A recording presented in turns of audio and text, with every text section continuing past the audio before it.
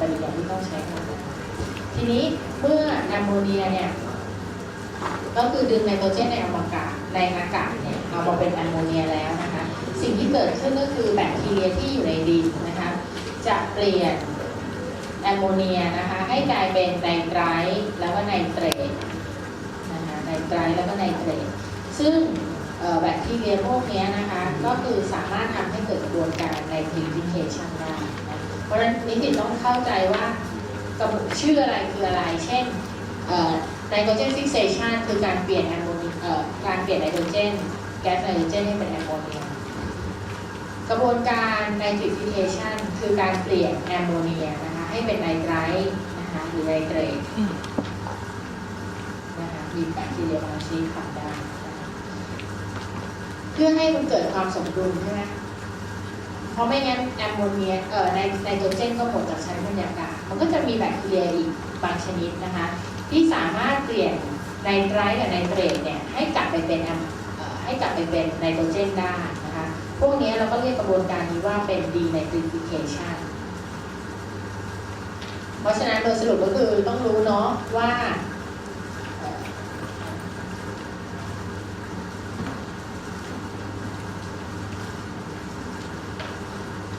สรุปว่าต้องรู้นะว่าไนโตรเจนฟิกเซชันคืออะไรนะไนตริฟิเคชันหรือว่าดีไนตริฟิเคชันคืออะไรไนโตรเจนฟิกเซชันนะคะเพื่อดึงให้มาเป็นกระบวนการที่ดึงไนโตรเจนจากบรรยากาศให้มาเป็นแอมโมเนียนะคะไม่ไปซะด้วยนะคะใช้ไนโตรจีเนสนะคะคอมเพล็กซ์นะคะเป็นเอนไซม์ไนโตรจีเนสคอมเพล็กซ์ในกลุ่มนี้นิสิตจะเห็นได้ว่ามีเอนไซม์มีการส่งทอดอิเล็กตรอนนะกันหลายรอบนะคะแต่สุดท้ายก็สามารถที่จะเปลี่ยนไนโตรเจนในบรรยากาศให้เป็นแอมโมเนียได้ซึ่งปฏิกิริยาพวกนี้การส่งถ่ายอิเล็กตรอนใช้พลังงานนั้นเลยเพราะฉะนั้นอันนี้ก็คือสรุปที่พี่ตาพูดไปในผังภาพว่ามันมีแบคทีเรียที่ทั้งสามารถดึงไนโตรเจนในอากาศให้มาเป็นแอมโมเนียพวกนี้คือไนโตรเจนฟิกเซชันหรือไนโตรเจนฟิกซิ่งแบคทีเรียใช่ไหมในขณะที่แบคทีเรียบางตัวก็คือเปลี่ยนในแอมโมเนียให้เป็นไนไตรท์ไนเตรตปฏิกิริยานี้คือไนตริฟิเคชันแต่แน่นอนว่าก็จะมีแบคทีเรียบางจำพวกที่เปลี่ยน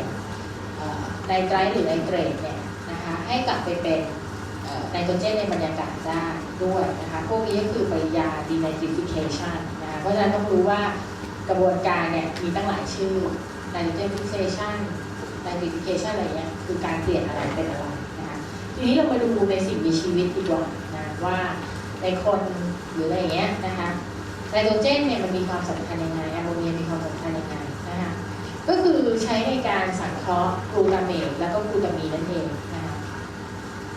กลูตามีนซินธิเทสเนี่ยพบในสิ่งมีชีวิตนะคะทุกชนิดพบในสิ่งมีชีวิตทุกชนิดนะคะก็คือ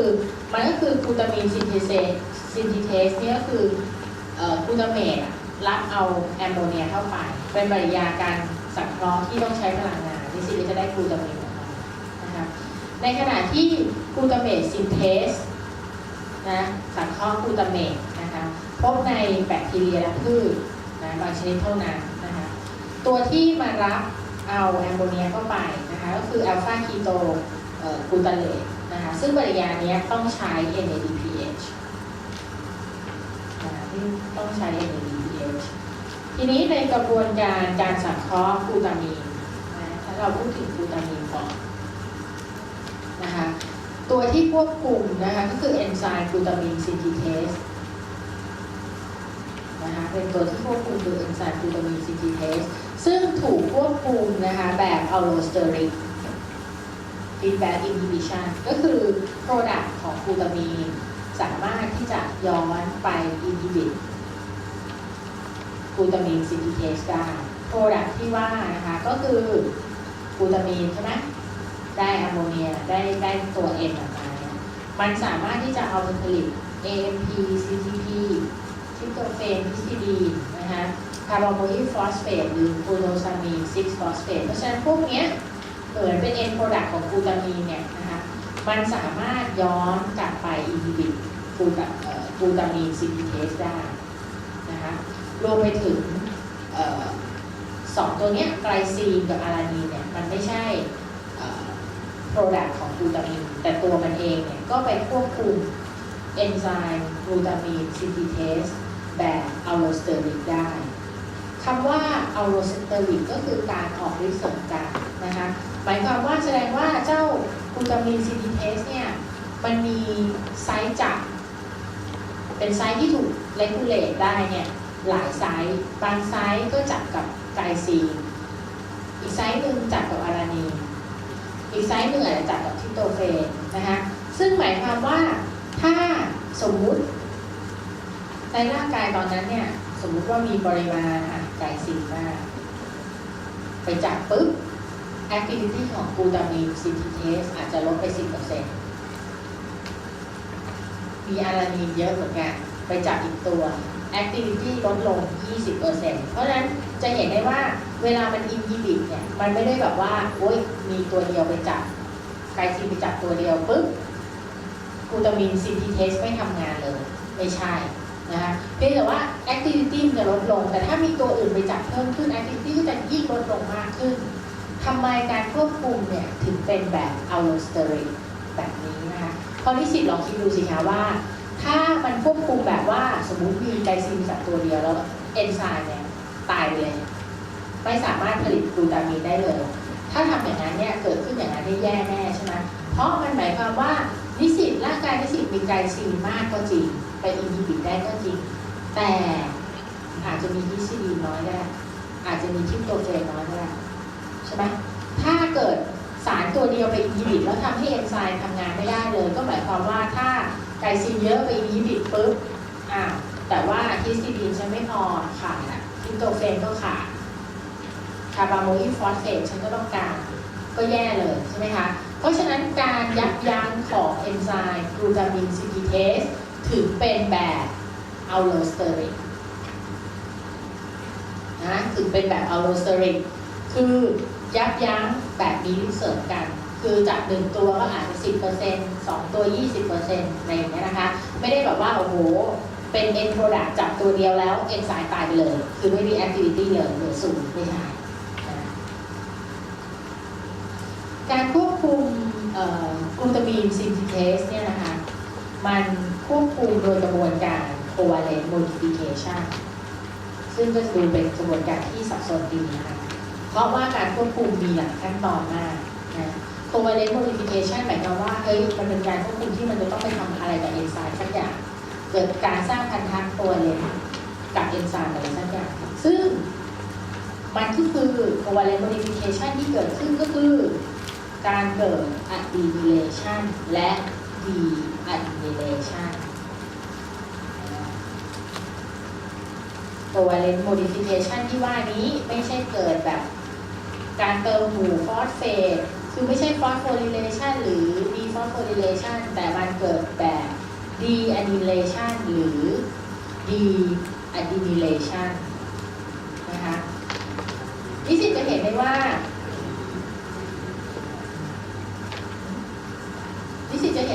กลูตามีน synthase ถ้า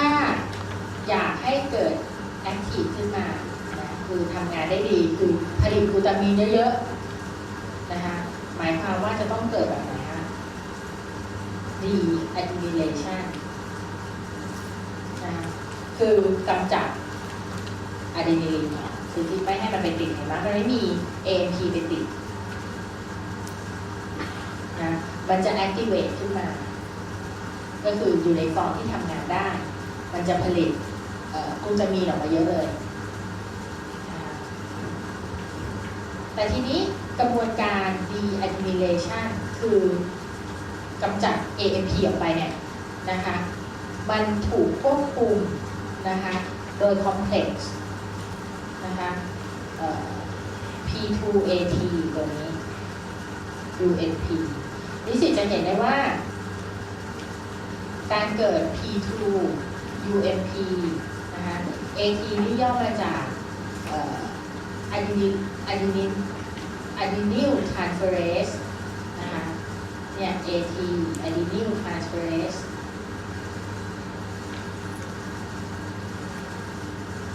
นะคะตัวเนี้ย AT เนี่ยนะคะมันดันไปถูกควบคุมอีกทีด้วยตัว UT คือยูริดิลนะคะเอนไซม์ตัวเนี้ยทรานสเฟอเรสเหมือนกันคือ UT ทรานสเฟอเรสนะคะซึ่งถ้ากลูตามีนนะคะกลูตามีนมีปริมาณสูงนะคะมันจะอินฮิบิต UT นะคะมันจะอินฮิบิตนะถ้ากลูตามีนมีปริมาณสูงนะคะมันจะอินฮิบิต UT นะคะก็คือไม่เกิด P2ATU MP นะคะทำให้เอนไซม์กลูตามีน CTase เนี่ยไม่ถูก activate กรณีเพราะว่าเราต้องการ inhibit ถูกไหมเราต้องไม่ให้ตัวนี้ activate ในทางตรงกันข้ามนะคะถ้านิสิตมีพลังงานคือมี ATP อยู่เยอะมีอัลฟาคีโตกลูตาเลตอยู่เยอะนะคะมันจะ activate นะคะการทำให้เกิด complex ของ P2AT นะคะ P2AT เนี่ยเมื่อมี complex นี้เกิดขึ้นเนี่ยมันจะเร่งปฏิกิริยาการเกิด adrenation นะคะก็คือจะเปลี่ยนกลูตามีนที่ active อยู่ดีๆเนี่ยให้เป็น inactive ซะโดยสรุปก็คือการควบคุมเนี่ยไม่ได้ควบคุมขั้นตอนเดียวจะเห็นได้ว่าเอนไซม์ที่ควบคุมเนี่ยกลูตามีน CTase เนี่ยนะเกี่ยวข้องกับเอนไซม์อีก2ตัวก็คืออะดรีนิลทรานสเฟอเรส AT นะคะแล้วก็เกี่ยวข้องกับยูรินิลทรานสเฟอเรส UT ด้วยนะคะการควบคุมเป็นแบบ covalent modification นี่มาดูเรื่องเมื่อกี้เราดูเรื่องการสังเคราะห์กลูตามีนนะคะต่อไปเนี่ยเป็นหัวข้อของการสังเคราะห์กรดอะมิโนนะคะกรดอะมิโนเนี่ยจะสังเคราะห์มาจากตัวกลางจากวิธีไกลโคไลซิส TCA cycle แล้วก็ pentose นะคะโดยกรดอะมิโนองค์ประกอบสำคัญที่ไม่เหมือนกับชีวโมเลกุลอื่นๆก็คือมันมีหมู่ไนโตรเจนใช่ไหมคะซึ่งหมู่ไนโตรเจนเนี่ยนะคะตัวไนโตรเจนเนี่ยก็มาจากกลูตามีนหรือกลูตาเมตนะคะเพราะฉะนั้นมันมีบางตัวที่นิสิตจะต้องรู้แบบตัวเด่นๆนะคะอย่างเช่นตัวอิริโทรสโฟฟอสเฟตนะคะตัวอิริโทรสโฟฟอสเฟตเป็นสารตั้งต้นที่สำคัญของการสังเคราะห์พวกที่เป็นอะโรมาติกอะมิโนแอซิดนะคะหรือไลบูโรส 5 ฟอสเฟตเป็นสารตั้งต้นที่มีความสำคัญต่อการสังเคราะห์ฮิสติดีนฮิสติดีนคือเป็นวงปิดแล้วก็มีไนโตรเจนใช่ไหมคะมาจากไลบูโรส 5 ฟอสเฟตซึ่งตรงนี้ได้มาจากกระบวนการเพนโทสฟอสเฟตพาสเฟตนะคะส่วนตัวอื่นอย่างเช่นที่มาจากไกลโคไลซิสนะคะก็สามารถไปผลิตเช่นเซอรีนเมื่อได้เซอรีนแล้วเนี่ยเซอรีนสามารถเปลี่ยนเป็นไกลซีนกับซิสเตอีนได้นะคะหรืออย่างไพรูเวทเนี่ยนะไพรูเวทเนี่ยเป็นสารตั้งต้นของการสังเคราะห์กรดอะมิโนที่มีแต่ไฮโดรคาร์บอนเชนดูสิอารานีนวาลีนลิวซีนไอโซลิวซีนหมู่ของมันก็คือเป็น CH เป็นคาร์บอนเชนหมดเลยใช่ไหมในขณะที่อย่างเซอรีนเป็น OH อย่างเงี้ยนะคะหรือว่าตัวที่พิเศษอย่างซิสเตอีนอย่างเงี้ยมีซัลเฟอร์ติดอยู่นะคะ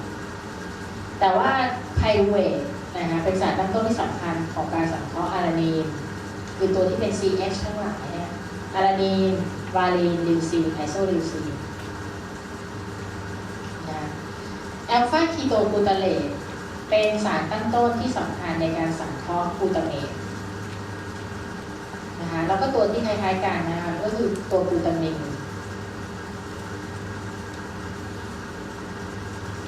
แล้วก็โพลีนกับอาร์จินีนกลุ่มนี้เป็นประจุบวกหมดเลยเห็นปะ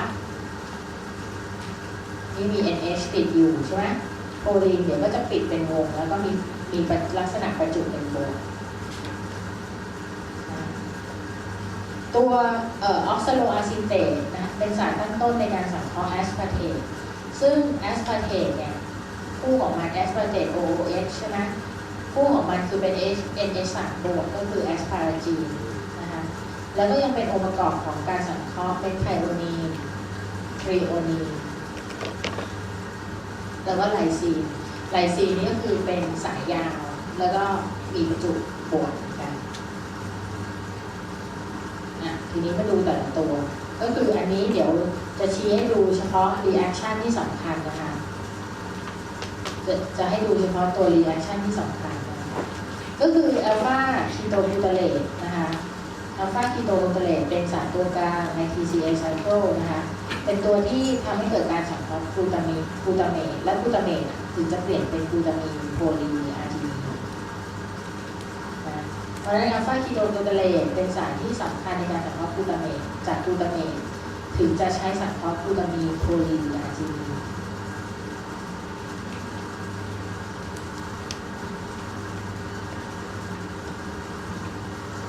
กลูตาเมตสามารถเปลี่ยนเป็นกลูตามีนแต่ในทางกลับกันกลูตามีนใช่ไหมสามารถถูก remove หมู่อะมิโนออกไปกลับมาเป็นกลูตาเมตได้ด้วยนะคะซึ่งหมู่อะมิโนที่กำจัดออกไปเนี่ยก็จะเข้าสู่ยูเรียไซเคิล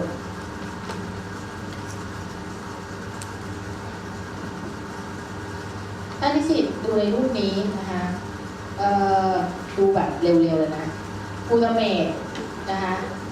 สามารถสังเคราะห์โพลีนได้ในทางกลับกันนะคะตัวกลูตาเมตนะคะสามารถที่จะนำไปสังเคราะห์นะคะให้เกิดเป็นออนิทีนซึ่งมันอาศัยกระบวนการยูเรียไซเคิลนะคะในการสังเคราะห์อาร์จินีนออกมาเพราะฉะนั้นถ้าถามว่ากรดอะมิโนตัวไหนเกิดการสังเคราะห์นะคะโดยผ่านกระบวนการยูเรียไซเคิลตอบได้ใช่ไหมก็คือตัวอาร์จินีนนะกรดอะมิโนที่สังเคราะห์นะผ่านยูเรียไซเคิลคืออาร์จินีน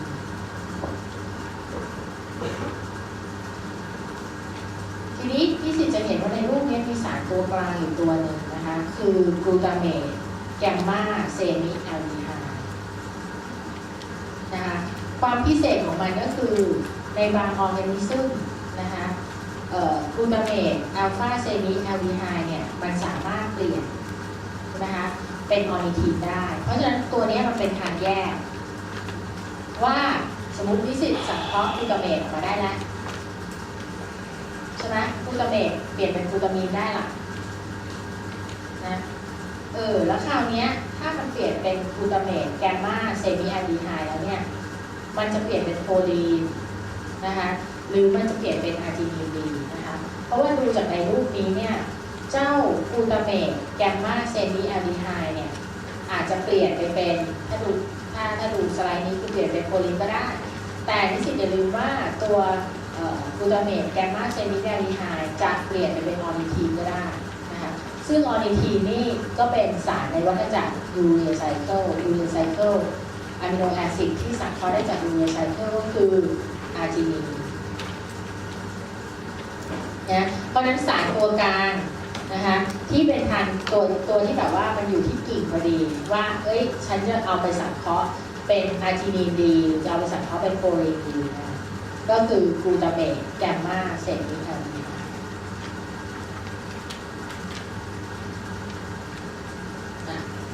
รู้แค่นี้นะคะไม่ต้องไปนั่งท่องแบบเยอะมากเป็นจำแต่รู้เยอะเลย สารฟอสโฟกรีเซเลตล่ะนะคะเป็นสารตั้งต้นของการสังเคราะห์เซอรีนไกลซีนแล้วก็ซิสเตอีนนะรูปที่นิสิตต้องรู้ก็คือสารฟอสโฟกรีเซเลตต้องสังเคราะห์ให้ได้เซอรีนก่อนนะแล้วตัวเซอรีนเนี่ยนะคะถึงจะไปอยู่ในวิถีที่จะเอาไปเป็นไกลซีนหรือซิสเตอีนดีนะคะต้องได้เซอรีนซะก่อนนะต้องได้เซอรีนซะก่อนเพราะฉะนั้นเนี่ยนะคะส่วนใหญ่นิสิตสังเกตนะการสังเคราะห์กรดอะมิโนเนี่ยอย่างสมมติถ้านิสิตจะสังเคราะห์ไกลซีนปุ๊บหมายความว่านิสิตต้องสังเคราะห์ผ่านจากเซอรีนอ้าวแล้วถ้าสมมุติว่าเซอรีนเนี่ยสังเกตว่าเวลาเราพวกวิธีการสังเคราะห์มันจะมีแบบฟีดแบ็กอินฮิบิชันใช่ไหมแบบเนี้ยฟีดแบ็กอินฮิบิชันคือโปรดักต์ของมันมันไปอินฮิบิตเอนไซม์ตั้งปฏิกิริยาแรกเลยตั้งต้นในการสังเคราะห์อ้าวแล้วถ้าสมมุติว่าปฏิกิริยาในการสังเคราะห์โปรตีนเนี่ยมันเกิดเป็นอย่างเช่นคุณต้องได้เซอรีนก่อนคุณถึงจะสังเคราะห์ไกลซีนได้ถ้าสมมติดันสังเคราะห์เซอรีนมาเยอะแล้วเซอรีนมันดันไปอินฮิบิตปฏิกิริยาตั้งต้นแล้วเราจะได้เซอร์ไกลซีนมาได้ยังไงนะคะคำตอบก็คือว่าในร่างกายของเรานะคะเอนไซม์นิสิตเคยได้ยินคำว่าไอโซไซม์ใช่ไหมคะไอโซไซม์เคยได้ยินใช่ไหมเรียนไปแล้วนะคะก็คือเป็นเพราะที่มันทำปฏิกิริยาพวกอย่างนี้ได้เป็นเพราะว่าร่างกายของเราเนี่ยมีไอโซไซม์ก็คือเป็นเอนไซม์ที่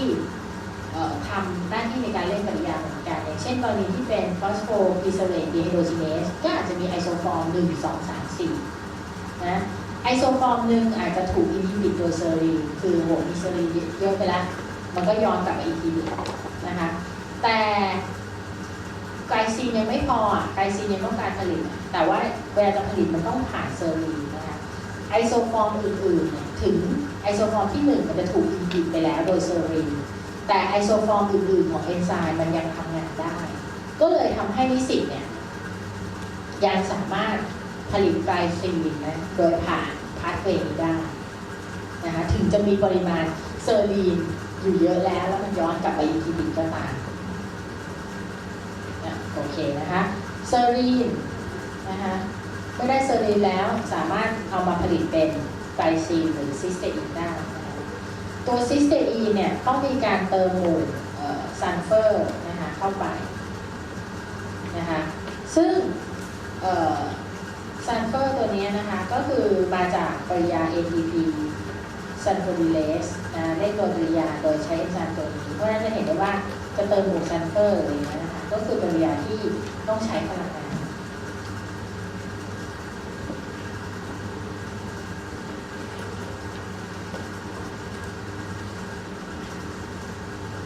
นอกจากนี้นะคะซิสเตอีนเนี่ยนะคะก็ยังสามารถนะคะเนี่ยตัวซิสเตอีนเนี่ยก็ยังสามารถถูกสร้างนะคะมาจากเซอรีนนะบวกกับ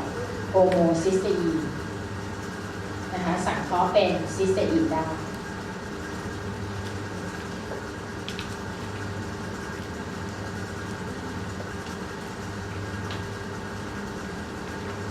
นี้เรามาดูสารตัวกลางนะคะที่เป็นสารตั้งต้นนะคะที่สำคัญก็คือเราบอกว่าออกซาโลอะซิเตต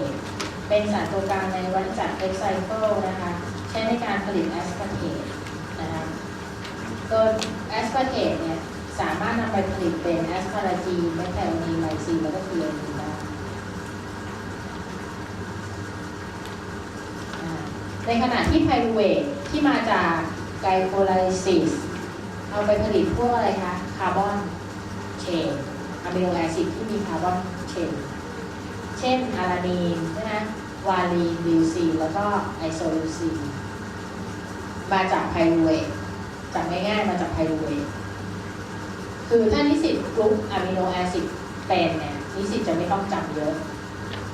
เหมือนกับถ้าไพรูเวทนิสิตรู้ว่ามันใช้ผลิตพวก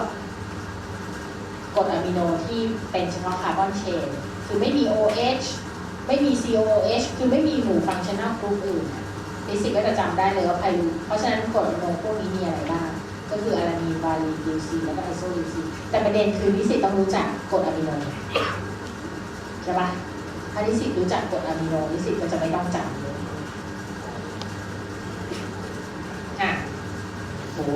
สับสนมากนะคะงงมากไม่ต้องจำรู้แค่ว่าเห็นป่ะแอสพาร์เทตรู้แค่ว่าแอสพาร์เทตไปเปิดหนังสือนะคะรู้แค่ว่าตัวแอสพาร์เทตเนี่ยนะเป็นสารตั้งต้นนะคะของการสังเคราะห์กรดอะมิโนนะคะที่เป็นแอสพาราจีนอันนี้จำง่ายเพราะแอสพาราจีนเนี่ยหน้าตามันจะเหมือนแอสพาร์เทต COH กับ NH 3ตัวนะเป็นไทโอนีนใช่ไหมคะ BOH มี S ไลซีนเป็นกรดอะมิโนที่เป็นสายยาวมีประจุบวกนะคะทริโอนีนเนี่ยแปลกเพราะว่าที่มีทริโอนีนหน้าตามันจะคล้ายๆกับเซอรีน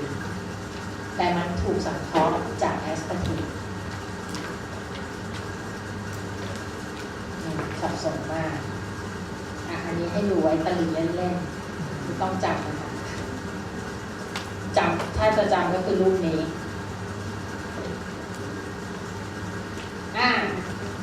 คราวนี้มันก็จะมีกลุ่มอีกกลุ่มหนึ่งก็คือกลุ่มการสังเคราะห์พวกที่เป็นวงอันนี้ต้องจำพวกที่เป็นวงถ้ารู้จักกรดอะมิโนที่เป็นวงทุกตัวล้วนสังเคราะห์นะคะมาจากสารตัวกลางก็คือคอริสเมตนะคะซึ่งสารตัวกลางคอริสเมตเนี่ยนะคะได้มาจากปริยาก็คือของเพปฟอสโฟอีโนไพรูเรตแล้วก็อิริโทรสโฟฟอสเฟตอิริโทรสโฟฟอสเฟตได้มาจากกระบวนการเพนโทสฟอสเฟตพาสเวย์นะเพราะนั้นสารตัวกลางถ้าพูดถึงถามว่าคอริสเมตเป็นสารตัวกลางในการสังเคราะห์กรดอะมิโนชนิดใดมีให้เลือก1 2 3 4 5ก็ต้องรู้นะคะว่าคอริสเมตคือสารตัวกลางในการสังเคราะห์กรดอะมิโนจากพวกที่เป็นอะโรมาติกริงใช่ไหมถ้ารู้แค่นี้นิสิตก็สามารถที่จะตอบได้แล้วว่ามีตัวไหนบ้างนะคะซึ่งคอริสเมตถูกสร้างมาจากไหนก็คือถูกสร้างมาจากเพชรบวกกับอิริโทสโฟฟอสเฟตซึ่งอิริโทสโฟฟอสเฟตจะได้มาจากกระบวนการเพนโทสฟอสเฟตพาสเวย์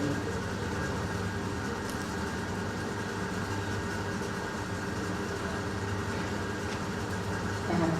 อันนี้เนี่ยที่จะให้ดูนะคะก็คือว่ามันก็ซินธิไซส์อะไรของมันตามเรื่องตำราไปนะแต่ว่าจะเห็นได้ว่าตรงนี้เนี่ยมันมีการเปลี่ยนฟีนิลอะลานีนให้เป็นไทโรซีนใช่ไหมคะคือสามารถดีเกรดฟีนิลอะลานีนให้เป็นไทโรซีนได้ซึ่งมันไปลิงก์กับเลคเชอร์ก่อนหน้านี้ที่เกี่ยวกับโรคทางเมตาบอลิซึมเห็นไหมคะคือโรคฟีนิลคีโตนูเรียใช่ไหมการเปลี่ยนฟีนิลอะลานีนให้เป็นไทโรซีนทำไม่ได้นะคะหรือมีโรคอื่นอีกก็คือเปลี่ยนไทโรซีนนะให้เป็นไฮดรอกซีฟีนิลไพรูเวตกับโพลีโอเจเนซิเตตเจนทิเซตนะคะพวกนี้ก็คือเป็นโรคความผิดปกตินะในการสลายเป็นเรียกว่าเป็นการเกิดการสังเคราะห์กรดอะมิโนจำพวกอะโรมาติกทั้งนั้นเลยที่ทำให้เกิดโรคนี้ขึ้น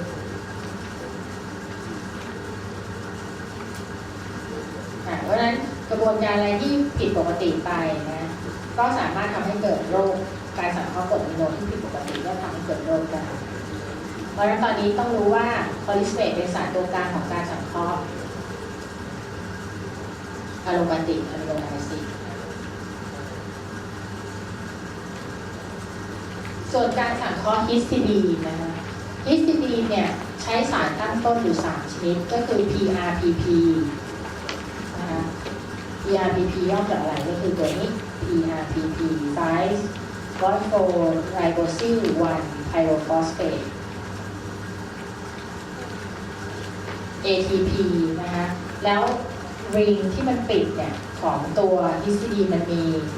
ไนโตรเจนด้วยนะคะตรงนี้ก็คือมาจากกลูตาเมตนะคะซึ่งเพราะฉะนั้นการสังเคราะห์ฮิสติดีนใช้สารตั้งต้น3ตัวคือ PRPP ATP